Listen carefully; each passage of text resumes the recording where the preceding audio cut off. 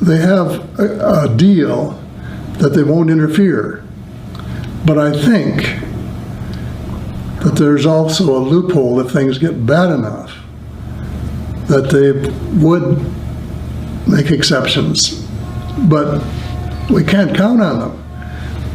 I mean, maybe we can count on them, but we shouldn't count on them because they say, you clean up your act. You're in charge. It's your planet.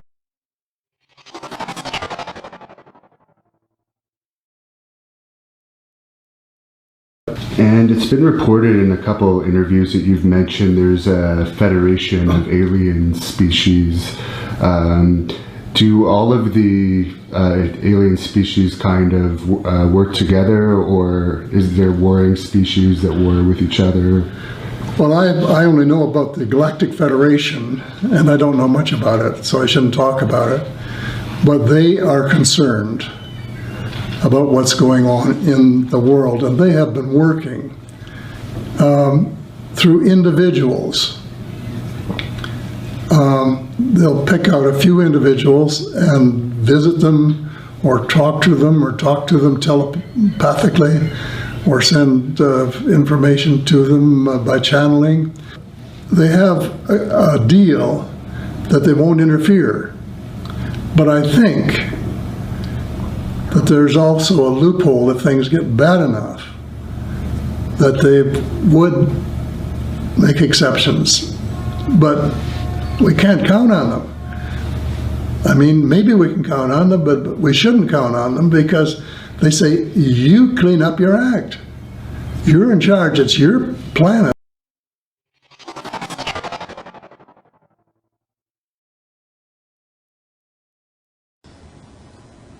Decades ago, visitors from other planets warned us about where we were headed and offered to help.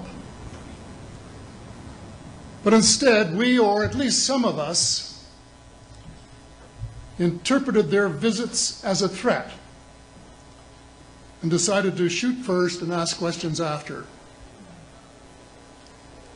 The inevitable result was that some of our planes were lost, but how many were due to retaliation and how many were as a result of our own stupidity is a moot point. Wilbert Smith, one of the first Canadians to take an active interest in the subject of UFOs, asked the visitors about the accidental destruction of our aircraft by flying into the vicinity of a flying saucer. The response, and this is Wilbur's words, "We were informed that although a few of our aircraft had come to an unfortunate end by what they considered the colossal stupidity of our pilots, they were now taking corrective measures to avoid our aircraft. I asked them, and this is still Smith, I asked them what happened, and they said, well, the fields around the saucers in order to hold them up, in order to produce the gravity differential, the time field differentials which were necessary to operate the ship. These sometimes produced field combinations which reduced the strength of materials to the point where they were no longer strong enough to carry the loads that the materials were expected to carry." Now, as we know, aircraft, particularly the military type, are built with a rather small factor of safety.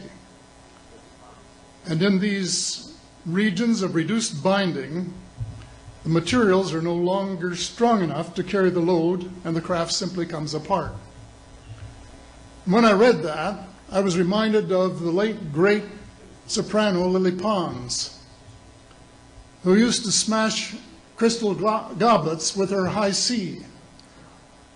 She would direct the sound at them, and something in the sound waves would change the structure of the glass, and it would fly apart. Well, this didn't satisfy our military chiefs, who must have thought that it was more important to secure American nuclear superiority, even though using it would result in the annihilation of us all, than to take the hint and start moving the planet back from the brink of global disaster. They, the military, must have been and still are so paranoid that they feel it necessary to use the visitors' technology to fight them off, rather than welcome them as partners in development,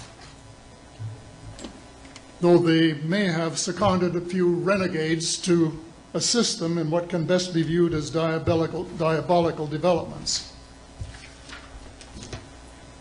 Stephen has said that talking about UFOs is passé, and that we should be talking or limiting our talk to exopolitics. Well, Stephen, I agree with you in theory, but in reality we have a problem when official U.S. policy insists that UFOs don't exist.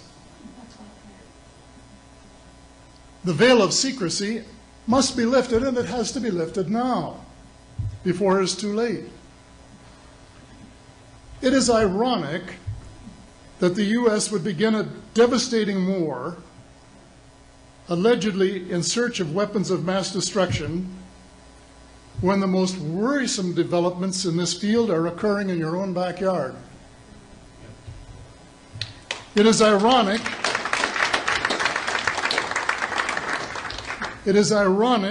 that the U.S. should be fighting monstrously expensive wars in Iraq and Afghanistan, allegedly to bring democracy to those two countries, when it itself can no longer legitimately claim to be called a democracy, when trillions, and I mean thousands of billions of dollars, have been spent on projects about which both the Congress and the Commander-in-Chief have been kept deliberately in the dark.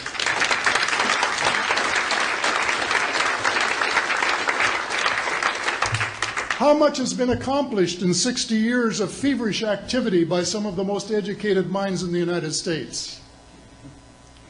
Has America developed flying saucers that are visually indistinguishable from the visitors, as alleged?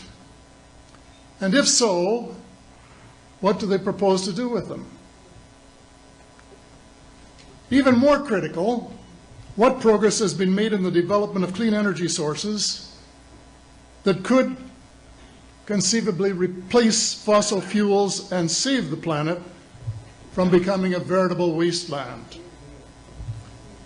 Well, who has the answers?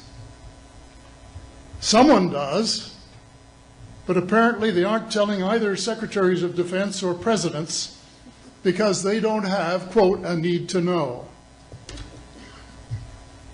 In a story told by Dr. Stephen Greer, President Clinton was asked a question by White House reporter Sarah McClendon about why he didn't do something about disclosure. And Clinton replied, "Sarah, there's a government inside the government, and I don't control it." Excuse me, doesn't the Commander-in-Chief and the person who allegedly has their finger on the nuclear trigger have a right to know what his subordinates are doing? The people of the United States who have paid the bills have the right to know. The people of the world demand to know because it is our descendants too whose lives are in mortal danger.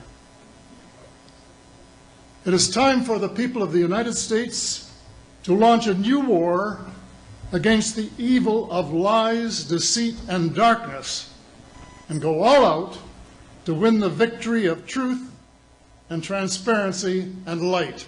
Thank you.